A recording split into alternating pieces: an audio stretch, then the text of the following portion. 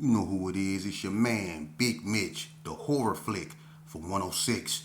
And I'm kicking in doors with 03 O's, bringing 28 101. We Vegas Sons, Chronicles. Y'all already know what it is. Big Swole with it. You know what I'm saying? Lo and behold with it. Quit it. Welcome to another episode of Vegas Chronicles, man. It's your man's Big Mitch from Super 6. Shout out to everybody that support my small platform, man. You know, I try to bring what I bring, as much as I can, you know what I'm saying? And keep it real as much as I can. Today we gonna pick up kind of like where I left off. I was talking about 40 block in the brownies, right? But I was like talking about in the era around like in '89, okay, out here in Las Vegas. Um, I want to tell y'all, if any of y'all have y'all youngsters or like children listening to this, I want to tell you a story, okay, about a friend of mine, that I known since I was a child. You know what I mean? And although he grew up to be, from when I was in a gangbanger, we use the terms, the other side. You know, he was still, we never lost that friendship. And this guy I'm talking about, he unfortunately he's, well, I'm gonna get to that. But today I want to talk about my childhood friend, man, fella, aka No Shame, Charles Whaley. Um, as y'all know, man, that's a known figure. That's a known name in Las Vegas. He's a legend where he come from. I grew up with him, and before he became who he was, my mama moved 909 West Washington, which was in Marble Manor, which is West Coast. When she left the Gerson, and I couldn't be over there, but she moved over there, and that's why I first met fella. Fella was a blood first. That's known. That's nothing new. Fella was a Paru, okay, but he hung out in the coast. He was light brown skinned brother, real laid back, had a cool demeanor. Me and him got along, you know what I'm saying? We just clicked, he had, that type of mentality that I had, you know what I mean? And we grew up together.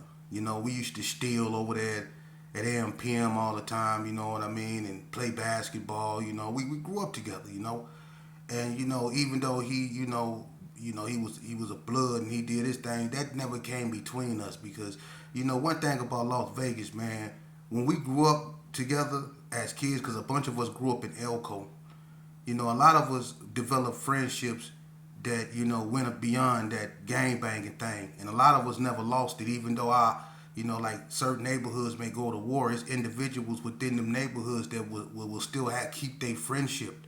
It's some dudes that got bonds that's not gonna be broken because they hoods don't like each other. That's not uncommon in Vegas. And in this instance, that's what it was with me and him. Now, we grew up, and as of course, we both, joined. He was a blood, I was a Gerson. We ended up in Elko, and we was in this vocational class with this. I never really understood racism until I met this dude, Mr. Cunningham, in vocational class. I couldn't stand this white man, man. This dude he used to sit there and eat butter. He used to sit there and eat these little crackers and just put butter on them and just eat them. And I used to sit there and look at him and like how could you just sit there and eat butter and crackers? And then he used to say stuff like this here: "Get over here, pickaninny." What the hell is a pickaninny? I had to go look that up. You know what I'm saying? I think that's a young black Southern child or something like that. Pickaninny. That's what he was calling us up in there. Cold dude, man. He ain't had one good word to say to us. He was a hater. But he taught us how to build, lawnmower motors, small lawnmower motor. It was a small engine class where we repaired and rebuilt motors and stuff like that for lawnmowers. But me and fella was in this class. And I remember fella got into it with this white boy up in there, man. It was this white boy up in there, man. He used to always play, he used to play around, and fella was one of them dudes, if he was cool with you, he was cool with you. But if he didn't mess with you, he didn't mess with you. And this white boy thought, the white boy name was Eddie McFarland.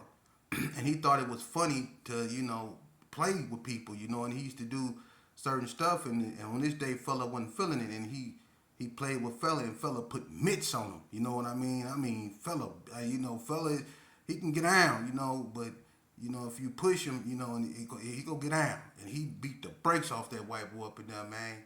And we talked about that every time we ran into each other.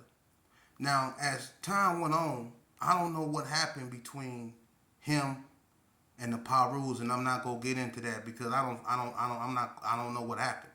He told me what happened, but that might not be true. So I'm not gonna speak on that because he told me one thing, but it can be another thing. But what ended up happening is he fell out with his own homeboys. Okay? And the next time I run into fella, he was staying with his mama on Belzar in front of the Gerson.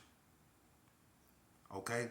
Now, and this in '89, this in 1989, and when I see him, he kept a low profile because he still used to be a Paru and he was in the Gerson, and then a lot of people that seen him, knew him as for being a Paru, so he wasn't really safe over there, so he didn't really come outside, but. I seen him. I knew where he was, and I kicked it with him all the time. And he told me how he despised those dudes that he used to, be around, the Parus, and what happened and how they did whatever they did to him, and he was go get him, and he mentioned names like specific individuals. I'm not getting into that because that's their business. But he had a disdain for him. Now I remember one morning I was coming from my cousin Rusty house, right? And I used to hang out over there. That was the water spot. That's where you got the water. And I kept a pistol. So I was coming from up over there. And on this day I had bread. Bread used to have this big ugly. It was like a German Ruger. It was one of them guns Hitler be having. It was ugly. It had a long barrel. It was slanted like. It was a 9, but it was ugly. It was a German Ruger. It was an ugly ass 9mm, man. But it was it was nice. But so I had that on me. And I was coming from Rusty house, and I was walking through the G's, and I happened to walk by his house because I stayed in Jacobson Circle, and he stayed right there in front of the bars, right across the street from EOB. He stayed right there on the corner house. His mom's did, right over there by my homeboy DT them, right? So we get to chopping it up. He like, where you headed? I was like, home. He was like, shit, let's go get a 40. You know what I mean? I was like, man, I ain't really feel like going to the store, but that's him. He wanted to get out the house, so we walked to McNeil's. You know what I mean? We went, and he was telling me, you know what I'm saying, how he been hanging with Bucci. And I'm like, you talking about Tarhane? He was like, yeah, how they, been down there doing what they was doing, right? And I was like, man, you might as well go on and be a Gerson now. Woo, woo, woo. You already used to wearing green, right? He was like, no, I'm an anybody murderer. I'm anybody murderer. I was like, what the hell is that? He was like, I'm anybody murderer. I'm anybody murderer. I never understood the concept of that. But that's what him and Bucci then was down there putting together. The ABMs. That was the first time I ever in my life heard about them. Is when he kept saying he was an anybody murderer. And I remember the first incident that ever happened with them, and it took place in the Brownies, and that was between them and Donna Ray Page them, when they first came out. But that was the first time I ever heard the term anybody murderer. But anyway, we went to the store and got a 40. We was coming back. When we was coming back, EOB had this, I don't know if it was these classes or whatever, but it was a Damu, I'm not gonna lie, that was walking through the G's. It was early in the morning. And he was from West Coast. He rests in peace. I ain't gonna say his name. Alright? He was going to that EOB. Right? I don't know what made him walk through the G's. But people do that.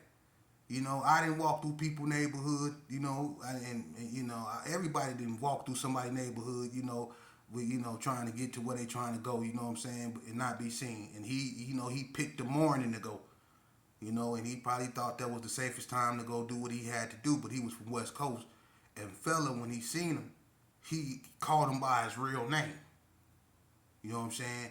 And the dude looked at fella and thought it was all good. Now fella knew I had this gap, and I wouldn't give it to him because even though we was cool, I ain't trust fella like that. So he was like, hey, let me see that gun. I'm a scam. I'm like, nah, I ain't finna give you this gun. He said, I'm just scam, man. And we had been drinking, so I'm buzzing a little bit. So I'm like, all right, he just go scam, you know what I'm saying? He called him by his real name. He ain't gonna do So I didn't know fella really had a disdain, for Bloods now. You know what I'm saying? I didn't know that. I thought that, that was just between, him and, his, the power rules. I didn't know fella was on something else. So I gave him the gat, right? And he took off running toward dude. And dude had a smile on his face like he was happy to see fella. But as fella was running toward him, he kind of stopped and he looked and he took off running, right? Fella started blowing on him. Boom, boom, boom.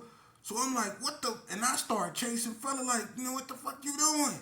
And at this time they had a substation in the Gerson, man. And fella chased that dude all the way to. He didn't go to the substation, but the dude did. And I ain't gonna put nobody on blast. The homie R.I.P. But fella chased the dude. That dude ran to that substation. I raised my right hand to God. He ran to the substation. Fella was blowing on him. You know what I mean? And he gave me my gap back, and that's the last time I seen fella in society. When he did that, then I hear about what he did at the courthouse. And he went to prison. That put his name on the map for what he did at the courthouse. And I'm not getting into that. You know what I'm saying? He shot a Damu at the courthouse, a blood at the courthouse, and that was high profile. That really put the ABMs on what fella did. So that's the last time I seen fella in society. I ended up going to prison, and he still was in prison for what he had did to the Damu at the courthouse. He was in prison for a very long time for that, I think. So I went up in there, and when we see each other in a joint, he did so much time in Ely, he was gone. The dude that I knew as fella became No Shame. And he was really ABMing it, you know what I mean? And he was really on doing what he was doing. And I used to try to talk to him because they sent him down from Ely to Indian Springs to go home. I used to try to talk to him. And he used to always interrupt me, and he'll go back to the old days. Yeah, hey, remember I whooped that white boy up in Elko? When I started to talk positive to him, he'll cut me off and he'll go to something like that. It's like he didn't want to hear that. And fella got out, you know what I mean, and fella started doing what fella do, you know what I mean, and it is what it is, and he got back out there, and I guess he got back in the game, and to make a long story short, man, as time went on, fella was doing what he was doing, but eventually, we all, when we do so much stuff, it catches up with us, and sometimes in the most unfortunate way. And unfortunately for fella, man, fella got caught up. Fella came back on, I guess, violations and got back out. I remember I had a brief run-in with him, I think, at High Desert. That was the last time I had a brief run-in with fella, man. And I remember fella got out, and me and Quando from Paru, we was in Unit 3. And Quando was, Quando and fella knew each other. Everybody knew fella, and everybody was like, "Hey, look at the news. Go to the news. Go to the news." And so everybody, turned to the news, and they had a picture of fella on the news, man, and they had his name up there, and was talking about the police shot fella in the back and killed him. My best friend, man, my partner, man, they shot him in the back and killed him. I don't know what happened. They say fella took off running when he seen him. The police chased him. Whatever. You know how that story go. But he got shot in the back, man. And that's messed up. But I hope you youngsters listen, man. Because, this where that game leads you, man. That was a good dude, but look at the way it ended. I swear to God, if anybody that ever read a Donald Goins book, from Dope Fiend to Crime Partners to Hoodlum to the Kenyatta series, Dope Fiend, Criminal, White Man's Justice, Black Man's Grief, Swamp Man, any Donald Goins book, I swear to God, you can find the same type of ending. El Dorado Red, you name it. You can find the same type of ending in his books in these streets. All his books end tragic. All of them. They end tragic. And this game, let me explain something to you. It ends tragic. I'm not no preacher. I ain't never been no preacher. I'm not preaching. You know why? I'll never be a preacher. Because there's too many goddamn churches on the west side for it to be that much death. Who the preaching reaching? That ain't working. All them churches. Where God at? Come on, man. Look.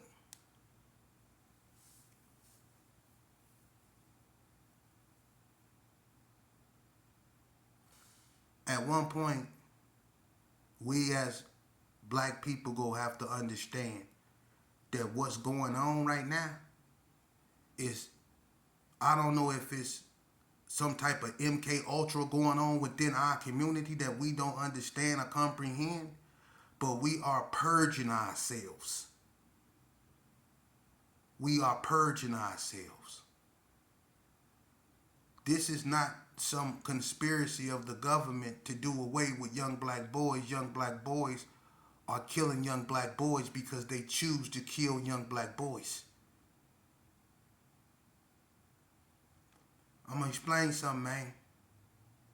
One of the hardest things to do is accept criticism from other people, especially other races. But sometimes when people point out insufficiencies in your character, it isn't because they racist or they think they superior to you. It's because there's something wrong with your character. Not everybody have a hidden agenda. Most hidden agendas that you are confronted with come from your own people. Your deepest cuts are from within. Your deepest wounds are internal. But you so focused externally on non-relevant things like, is Kanye West this? Is Jamie Foxx that? Can Lil Wayne still rap? What can I buy some of them shoes Kanye West be wearing? Can I dunk in them? Yeah, y'all on some weird stuff. Y'all on some weird stuff, man.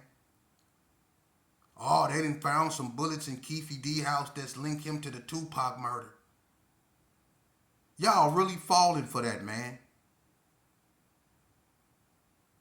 That happened in 1996, man. Y'all think that boy got some bullets from back then? Y'all being distracted. Y'all being distracted, man, from what's really going on. And y'all really falling for that. That's why y'all can't stand for nothing. You can't stand for me to be up here talking the way I am. You can't stand when a person point out that your biggest enemy is your goddamn self, and that if you want to see the devil and everything else ungodly, go look in the mirror. And I ain't talking about everybody, but if it offends you, then I'm talking to you. Because I'm not the only one that should be on these platforms trying to get at these youth, man. And for the youth that's trying to do the right thing, I salute you. Like the KT, the Vegas Shark, man. Y'all don't even support that youngster like y'all supposed to, man. And he can easily fall victim to it with everybody else and be out there in them streets, man, acting a goddamn fool. For real, man. Our job as elders, big homies, or whatever, is to teach the youth to be better than us. We can't even define we try to define what the youth are today. What are they? You can't even define them. There's no words in the dictionary that has been discovered yet that can define these youngsters. You talking about Houston, we have a problem. But in spite of that, I still won't give up on them, man, because I believe they worthy. I was just as rotten as their behavior was too. Mine was just as rotten. At that time that I was doing what I was doing, I was one of the rotten of the rottenest at that time. Things have changed now. The guns that we used back then, are not the same as they are now. But the behavior, the intent, the destruction, the tears, the pain, the burials, the funerals, the prison system, the handcuffs, the flashing blue lights, read them they rights, that never change. It don't. It don't. So my thing is, it's time to put up or shut up. If you ain't for the solution, you for the problem. And if you gonna be a problem, it's best you step out the way, man. If you gonna be charcoal for the fire, that's on you.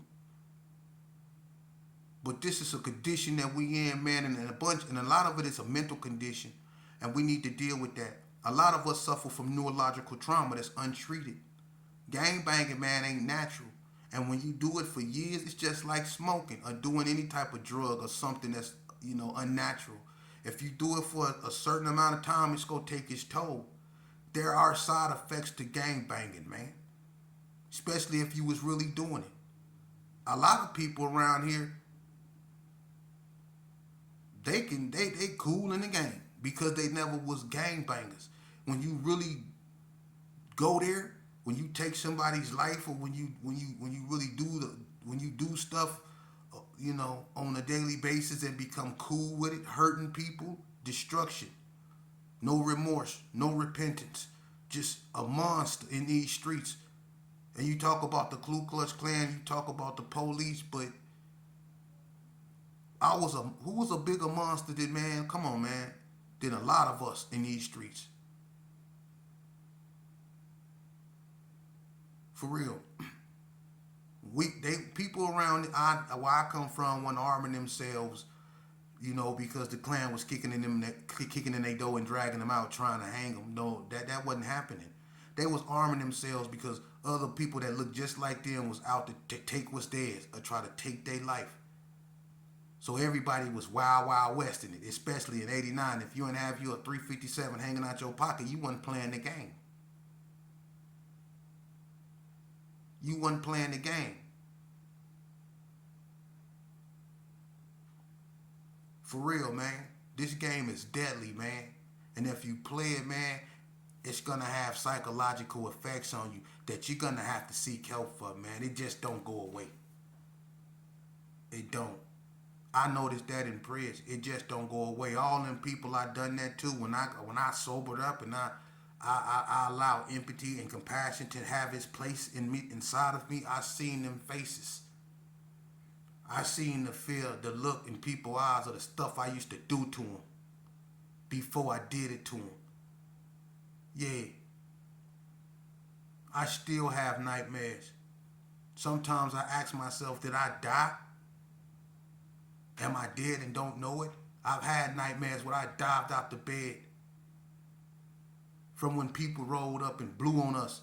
And sometimes the nightmare be the same one, just repeating itself over and over again. And I question myself, did I die that night? But that way of living does that to you. And even at this age that I am, I have to check myself sometimes.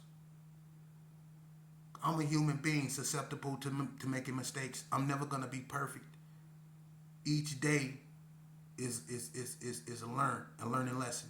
You forever a student in life. The day you are a learned man is the day you are dead, man. Believe that. The day you a learned man is the day you a dead man. For real. You forever a student in life, man. And I learn every day, man. I gotta work on me every day. I'm a work in progress, man. For real. From the way I used to live, from the stuff I used to drink and consume, from I used to smoke embalming fluid, man. As a 12-year-old, not allowing my mind to develop. You talk about a monster hanging around with dudes that was going to jail carrying 12 gauges, man. Doing drive-bys, carrying guns that was almost as big as me. I'm out there playing the game with the big boys as a baby because I'm little sheepdog son. So you know what I went through neurologically. I was sent to the crazy house. I really went there. So let me explain to you about this game to you youngsters up out there with your chest poked out. You can exhale and let the air up out of it before somebody puts something through you and let it out of you. Exhale, bruh. You ain't got to be that tough. For real. The toughest thing you can do is go to school and study. That's the toughest thing you can do. Because if you out here shooting people, robbing people, and claiming gangs, that ain't tough. That's typical. The toughest thing to do is go to school, actually focus, allow your mind to develop and get your education. That's the toughest thing to do. Let's see how tough you can be. You know? Excuse my nose, man. I mean, my allergies is bad, man. I don't know. Every morning, when I get to talking, my nose gets to running. So excuse me if my nose gets to running. I'm sorry about that. But you can never be tough enough, man. Now, I'm gonna continue to bring y'all Vegas Chronicles in, and it is what it is. Uh, you know, my thing is, at one point, man,